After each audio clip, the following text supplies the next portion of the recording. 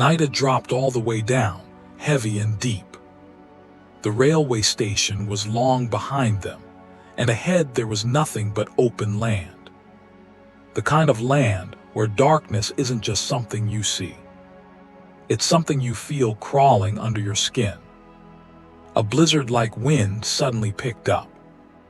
This wasn't normal cold. This was the kind that sliced straight through your clothes and dug itself into your bones, fingers going numb, chest burning every time you breathed. And with every breath, it felt like the air was stealing something from you. My grandfather and Badianath were walking along the railroad tracks. On both sides, dead silence. No animals, no birds, nothing alive. Just the blizzard.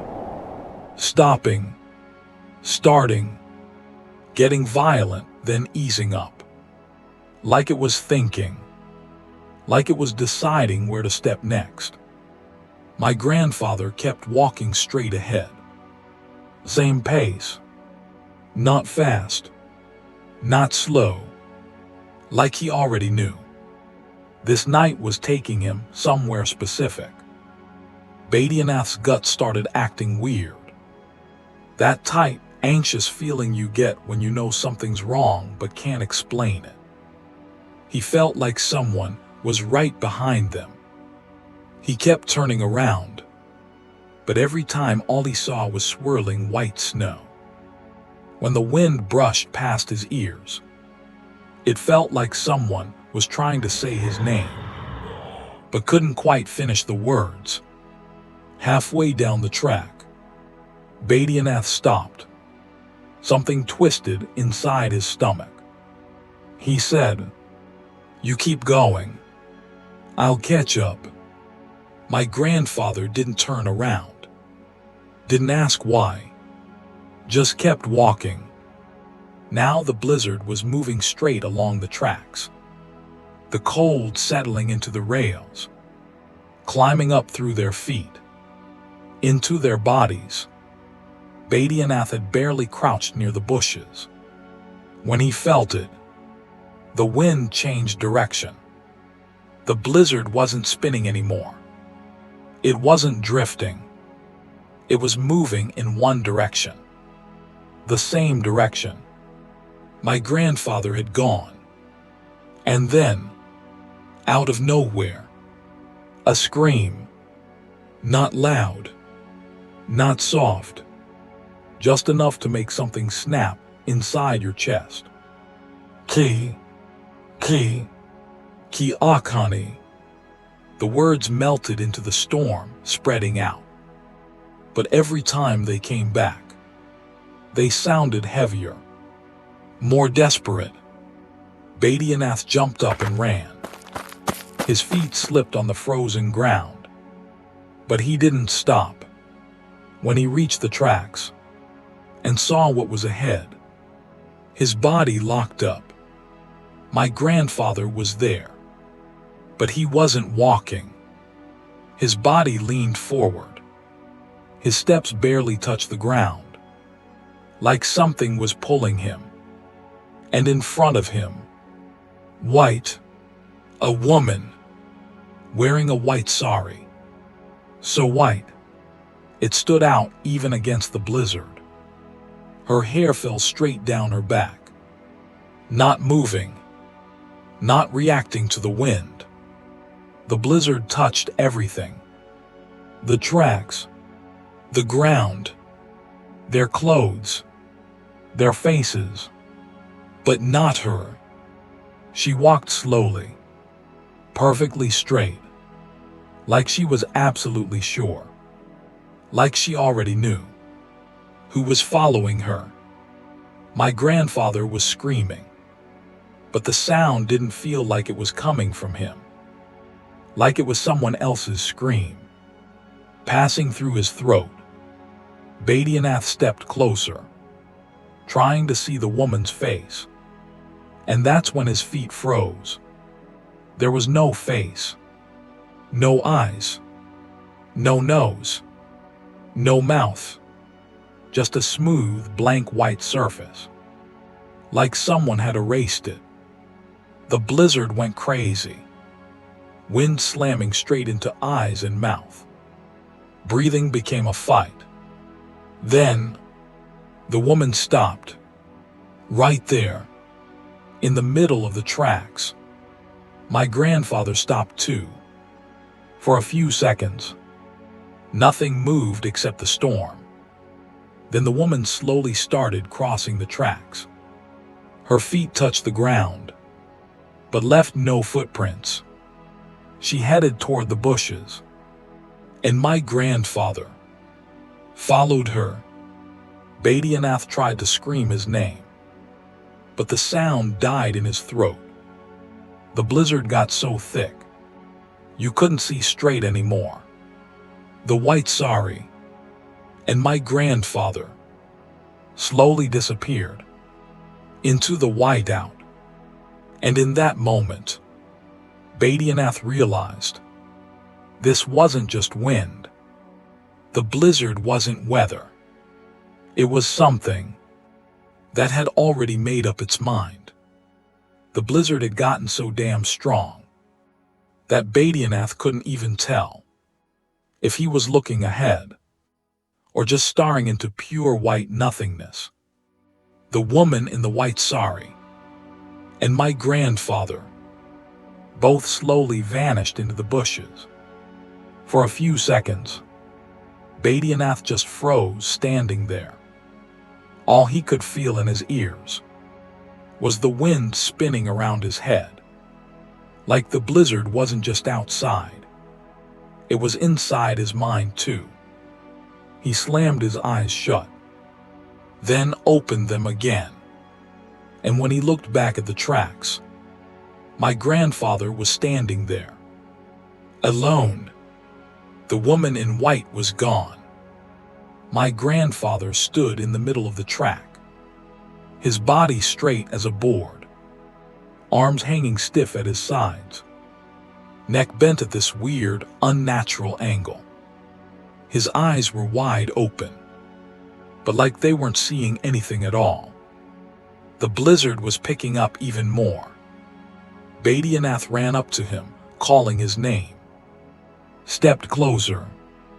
The second he grabbed my grandfather's wrist, his hands went ice cold. This wasn't just normal cold. This was a kind of freeze that doesn't belong in a living body. Skin hard as stone, fingers totally dead. Let go of my hand. Words came out of my grandfather's mouth. But the voice, it wasn't his. It was quiet, hollow, like someone else had borrowed his throat. Badianath didn't let go. Shook him harder. You good? Who the hell was that? No response. My grandfather's eyes suddenly whipped around, locking on Badianath. In that moment, Badianath knew. This wasn't his friend standing in front of him. It was something else, wearing his body like a suit. The blizzard swirled around them both. Tracks, bushes, ground, everything fading to white. Take me home, my grandfather said. This time the voice was normal, calm, but Badianath's gut was screaming. The walk home felt like the longest trek of his life. Every step, he felt like something was behind him. Nothing was visible, but the blizzard kept pushing, shoving him from behind. My grandfather stayed quiet. No footsteps, no breath, just moving forward. When they finally reached the house, my grandfather collapsed onto the bed. Then his body started shaking. Not a little, like something inside was moving. Something that didn't belong in him. The fever was insane. Touching him felt impossible, burning hot. Yet his body was ice cold. eyes wide open, staring at the ceiling. No blinking, no sleep, just watching. All night the blizzard raged outside, sometimes soft, sometimes brutal. Grandma said every time the wind picked up, my grandfather shook even harder. And when it calmed, he went completely stiff, like he was waiting for something. Sometimes his lips moved, words barely forming, like he was trying to talk to someone. Near morning, the blizzard stopped suddenly, completely, like someone had decided. It was over. My grandfather shut his eyes and finally slept. By sunrise, the village looked completely normal. My grandfather got up, sat on the bed. Perfectly fine. No fever. No weakness. No trace of what had happened. He washed up, asked for breakfast. When they asked him about the night, he just said, "I didn't see anything." But after that night, every time winter came, every time the blizzard howled, my grandfather would step outside at night, staring at the railroad tracks, silent, and if anyone asked what he was looking at, he'd just say, "The wind." The old-timers in the village say that on blizzard nights, the woman in the white sari still walks along the tracks, and they say she never takes anyone completely. She only takes what they need to survive. My grandfather kept saying till his last breath, "There's no such thing as ghosts." But when his eyes finally closed, that night, the blizzard started blowing again. It was winter in New York, the kind of winter that creeps into your bones. The city was wrapped in a thick, suffocating blanket of snow, everything coated in white. The sky hung heavy and gray, and snowflakes danced in the wind like tiny ghosts. There was this eerie stillness over the streets, like the city itself was holding its breath. Every once in a while, a gust of wind would blow and the flakes would swirl faster, almost like the air was alive watching. I got lucky enough to be in New York during winter, which I thought was amazing. I love checking out tourist spots, but I've also got a thing for the offbeat, the places most people skip over. It was on one of those chilly days, bundled in my thickest coat, that I found out about the free ferry from Lower Manhattan to Staten Island. My first thought, this is perfect. I can finally get that iconic Statue of Liberty shot and say I've been to Staten Island. The wind was gnarly that day. Blizzard warnings had been up all morning, but I shrugged it off. Whatever, I'm gonna do this, I thought, stepping onto the ferry. The moment we hit the water, the snow came whipping sideways and the world went blurry. Liberty Island was just a shadowy silhouette behind a wall of white, half hidden, silent, lifeless. I snapped a few pictures anyway, maybe I'd get lucky. By the time I got to Staten Island, I had no clue where I was supposed to go. The ferry terminal was empty, the streets almost buried in snow. I pulled out my phone and started checking nearby attractions. The map pointed me to Staten Island Museum, but little did I know, there were two different museums with the same name. I had no idea. The snow was falling harder now. The wind was relentless. I started walking, and every step seemed to echo too loudly in the frozen streets. The map was guiding me to the Snug Harbor Cultural Center, a good 20-minute walk. Every building, every street corner felt deserted. Shadows shifted oddly. My own shadow would flicker and disappear like it was being swallowed by the snow. When I finally reached Snug Harbor, I froze. Columns rose high above me, like silent sentinels watching. The ground was covered in snow, crunchy under my boots. The place was stunning, no doubt, but there was something wrong, something about it that made the hair on my neck stand up. Beautiful, yes, but haunted, undeniably haunted. I pushed open the heavy doors to the museum. Inside, the air felt colder than outside. Not just winter cold, something else. Something that prickled at the back of my neck. The first 2 rooms had a couple of photographers snapping shots, but past that, I was completely alone. Every step I took echoed through the empty hallways. And the feeling didn't leave me. Like something was watching. I stopped, turned around. Nothing. I kept moving. And the feeling was still there.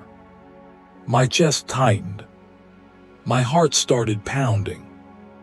I told myself it was just the blizzard, the loneliness, the creepy old building, but my gut said otherwise.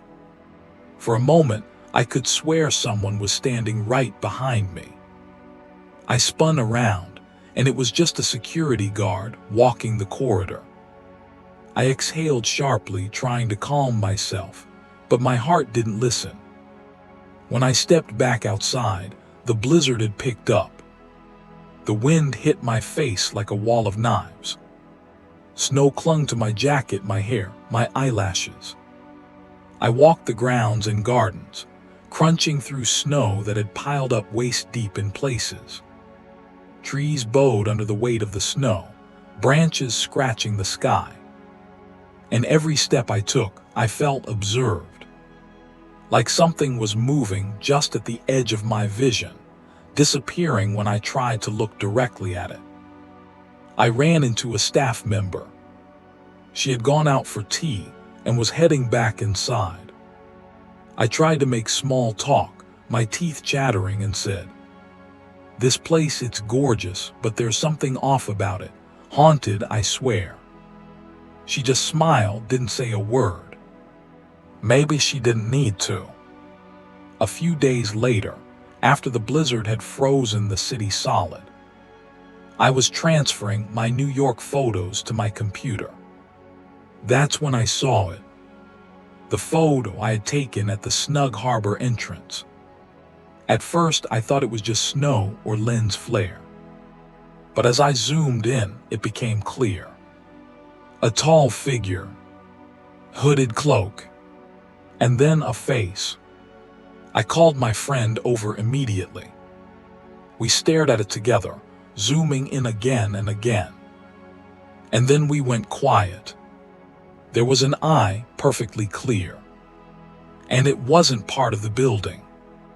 I remembered everything, the eerie silence inside the museum, the frozen grounds, that undeniable feeling that I was not alone. Later, I did some research on Snug Harbor. Turns out, it used to be a home for sailors. Death, loneliness, endless waiting. The stories are buried deep in these grounds. It's infamous for being haunted. Ghost hunters have even been here, recording EVPs. And maybe, right there in the middle of that blizzard, one of them saw me. Or maybe, I saw them. Some nights don't just pass by. They stick with you. They crawl inside your head and never really leave. And this story, this is one of those nights. This happened last year.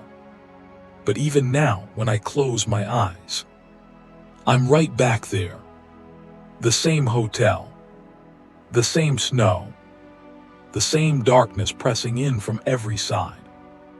I'm from Assam, and that January, I went on a trip to Shimla with a few friends and my boyfriend. Shimla looks beautiful in postcards. Clean, quiet, peaceful. But in winter, that city changes. The trip itself was exhausting. 3 hours on a plane, then another 4 hours driving through the mountains. The road was buried under snow. The car barely moved. The higher we went, the stronger the wind got. The snow wasn't falling straight down. It was spinning, twisting, like it had a mind of its own. A blizzard had already set in. The wind felt alive, like the mountains themselves were breathing. The whole city was drowning in white. By the time we finally reached Shimla, evening had already taken over. The sky was completely gray. It felt like the sun had disappeared hours ago. We checked into a hotel. We'd booked it online. Nothing fancy, just something affordable that looked decent enough. The lights at the reception were dim. There were barely any staff around. And inside the hotel, there was this weird, heavy silence. We were so tired, we didn't even bother checking the room properly. Dropped our luggage and headed straight to Mall Road. Mall Road was lined with old colonial buildings, their walls covered in snow. Looking at them felt unsettling, like time had just stopped there. There weren't many people around, not much laughter, just cold air, and the strange sadness hanging everywhere. It was freezing, so we didn't stay long and headed back to the hotel. And the moment we stepped inside, that's when I felt it. For the first time, this tight, uneasy feeling settled in my chest. The lobby was empty. No one at the reception desk. Just weak lights hanging above, and dead silence below. A hotel this empty, in a tourist city like Shimla, that didn't sit right. But we brushed it off. January, bad weather, blizzard outside. We told ourselves that had to be the reason. I went up to the room with my boyfriend. We were starving, so we decided to order room service. I called the reception. The phone picked up, but there was no clear voice. It felt like someone was on the other end, trying to say something, but couldn't. I listened for a few seconds, then hung up. Tried again. Same feeling. My boyfriend went down to the reception himself. When he came back, I could tell by his face that he felt it too. The desk was completely empty, so we went out to eat. Outside, things had gotten worse. The blizzard was going all out. Snow slammed into the streets, like the city was under attack. After dinner, when we returned, the hotel felt even emptier than before. I went into the bathroom to freshen up, and that's when I heard light knocking on the door. I said, "Give me 2 minutes." The knocking didn't stop. I assumed it was my boyfriend. Opened the door. He was lying on the bed, scrolling on his phone, completely clueless. He had no idea. That was the first time I actually felt scared.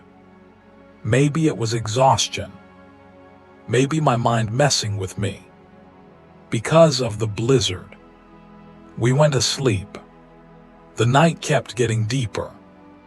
And then I woke up freezing. Not just cold, the kind of cold that sinks into your bones. When I fully woke up, None of the blankets were on me. 3 blankets. All gone. I checked the time. 2:05 a.m. My heart started pounding. I went to the bathroom. While washing my hands, something suddenly rolled across the floor and stopped near my feet. A coin. My brain just froze. We hadn't left any clothes in the bathroom. So that coin, where the hell did it come from? My legs started shaking. And then I felt the knocking again. This time, it was closer, like someone was standing right outside the door. I shut my eyes and started praying silently. Slowly, the knocking faded. I ran back to the bed and woke my boyfriend. He hadn't heard a thing. The next morning, we checked out immediately. This time, staff was at the reception. When we told them what happened, they didn't look surprised at all. They just said, "Stuff like that happens here all the time." Like it was normal. We changed hotels that same day. Nothing happened after that. But I know one thing for sure. That night, with the blizzard raging outside, it wasn't just snow falling. There was something else moving through that hotel.